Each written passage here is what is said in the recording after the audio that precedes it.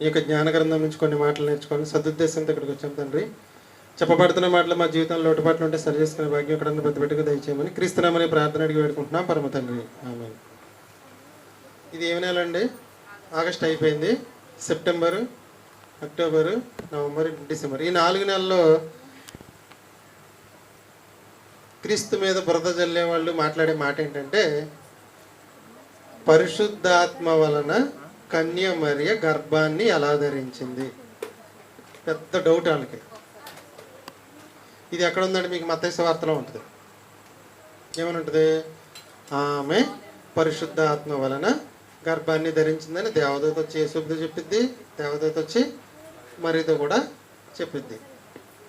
పరిశుద్ధాత్మ వలన గర్భవతి అయ్యింది అనగా నీళ్ళు ఎలా లెక్కిస్తారంటే, శారీరక కలయిక వాళ్ళిద్దరమయం జరిగింది, అందువల్ల పుట్టాడని అన్ని జనులు బుర్రజల్లి వాళ్ళు మాట్లాడుతూ ఉంటారు. పరిశుద్ధాత్ముడు ఆయన శరీరాన్ని ధరించుకున్నాడండి. ఎలా ఉన్నాడంటే ఆత్మరూపంలో ఉన్నాడు. దీని అర్థం ఏంటంటే, దేవుని శక్తి వలన గర్భాన్ని ధరించింది. మీరు గుర్తుంచుకోండి, పరిశుద్ధాత్మ వలన ఆమె గర్భాన్ని ధరించిందంటే అర్థం ఏంటంటే, దేవుని శక్తి వలన మట్టిలో నుంచి ఆదాము వచ్చాడు.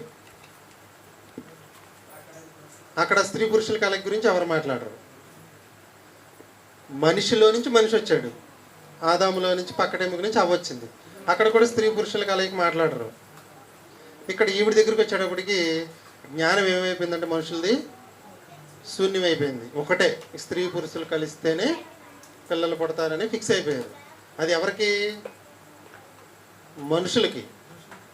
కానీ దేవుడు మట్టి నుంచి చేయగలడు, మనిషిలో నుంచి చేయగలడు, ఆదాము అవ్వల్ని కలిపి చేయగలడు, ఋతు క్రమం ఆగిపోయిన స్త్రీ నుంచి కూడా పుట్టించగలడు. గట్టిగా మాట్లాడితే అబ్రహాముకి రాళ్ల వలన కూడా పుట్టిస్తానన్నాడు. కాబట్టి ఇది గుర్తుంచుకోండి. పరిశుద్ధాత్మ వలన గర్భము ధరించిందంటే అర్థం ఏంటంటే, దేవుని శక్తి వలన గర్భం ధరించింది. అది ఒక అద్భుతం.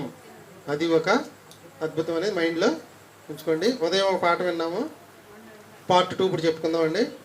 కొంచెం శ్రద్ధగా వినండి. కృష్ణ ఇప్పటి వరకు ప్రసాద్ ఒకసారి ఆఫ్ చేసాము.